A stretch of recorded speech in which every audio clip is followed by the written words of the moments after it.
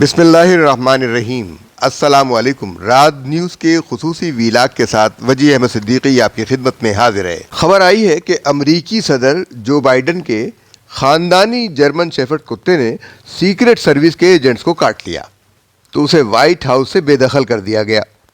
اس کتے نے secret service والوں کو ایک نہیں 24 مرتبہ کاٹا ہے۔ بائیڈن خاندان کے اس کتے کا نام کمانڈر ہے۔ جب اس کتے نے نومبر 2023 میں باوردی ڈویژن کے افسر کے دائیں بازو اور ران پر اتنی زور سے کاٹا کہ اسے اسپتال میں داخل ہونا پڑا۔ امریکی صدر کا یہ کتا چونکہ وائٹ ہاؤس میں رہتا تھا اسی لیے اسے باہر نکال دیا گیا۔ ویسے بائیڈن خاندان کے کتوں کی یہ روایت رہی ہے کہ وہ سیکرٹ سروس والوں کو ایک سے زائد بار کاٹتے ہیں۔ ان کا ایک اور کتا تھا جس کا نام تھا میجر۔ 2021 میں سیکرٹ سروس کے ایجنٹ کو شدید زخمی کر دیا تھا اور ٹریننگ سے آنے کے بعد اس نے دوبارہ عملے کے لوگوں کو کاٹنا شروع کر دیا تو وہ صاحب بھی وائٹ ہاؤس سے باہر کیے گئے۔ بائیڈن خاندان کے کتے کمانڈر نے دوسرے امریکی مفادات کے لیے کام کرنے والے کتوں کے لیے یہ پیغام بھیجا ہے کہ کاٹو گے تو نکالے جاؤ گے، لیکن اس کے باوجود امریکی مفادات کے لیے کام کرنے والے بیرونی مشن پر موجود امریکی کتے لوگوں کو مسلسل کاٹ رہے ہیں، انسانوں کو نقصان پہنچا رہے ہیں اور امریکی ان کی سرپرستی کر رہے ہیں۔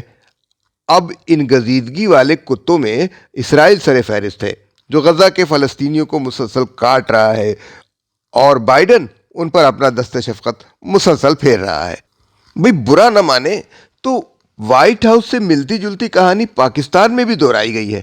جیسے نومبر 2023 میں امریکی جرمن شیفرڈ کمانڈر نے باوردی افسر کو کاٹا تھا، اسی طرح 9 مئی 2023 کو کور کمانڈر لاہور کے دفتر پر کپتان کی بریگیڈ نے حملہ کیا تھا۔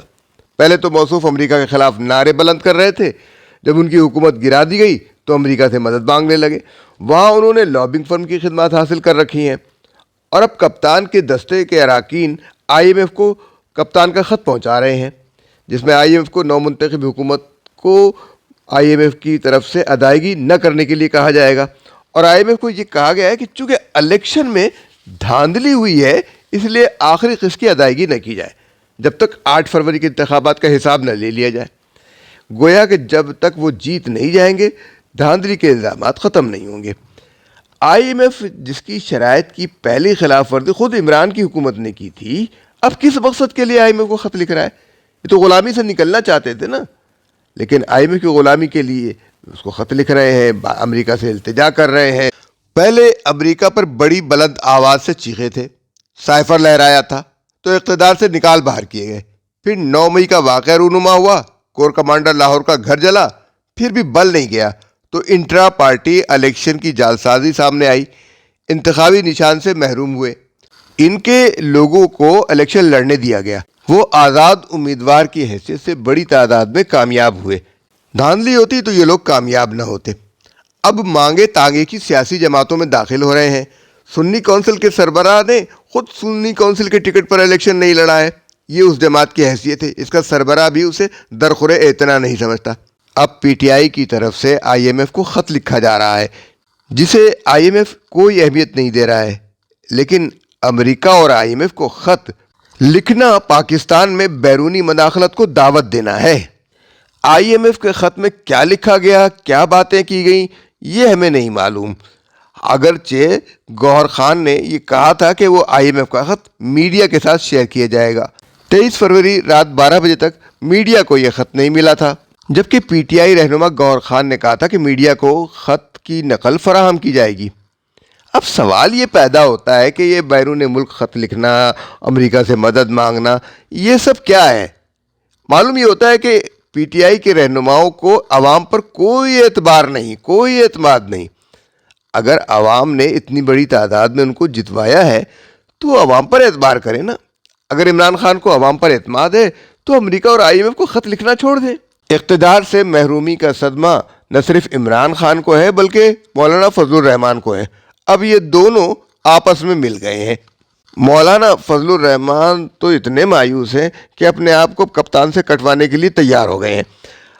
ابھی سراج الحق اپنے ان زخموں کا علاج کروا رہے ہیں جو انہیں PTI سے پہنچے ہیں، لیکن اس گزیدگی کے باوجود وہ یہ تسلیم کرنے کو تیار نہیں ہے کہ انہیں پی ٹی آئی سے کوئی نقصان پہنچا ہے۔ ویسے پاکستان کی سیاست ہو یا نوکر شاہی، ہر جگہ بھونکنے اور کاٹنے والے امریکی کتے موجود ہیں، انہیں کوئی نکال باہر نہیں کر سکتا۔ حالانکہ جو بائیڈن نے یہ پیغام دیا ہے کہ کاٹو گے تو نکالے جاؤ گے۔ ہمارا یہ ویلاگ آپ کو کیسا لگا؟ اس بارے میں اپنی رائے سے ہمیں آگاہ کیجیے۔ اس ویلاگ میں کسی جانور کی توہین نہیں کی گئی ہے، اور اگر کوئی جانور یہ محسوس کرتا ہے کہ اس کی توہین کی گئی ہے تو وہ شکایت کر سکتا ہے۔ ہمارے اس ویلاگ کو آپ لائک کیجیے، شیئر کیجیے اور دوسروں تک بھی پہنچائیے۔ اب ہمیں اجازت دیجیے۔ اللہ حافظ و ناصر۔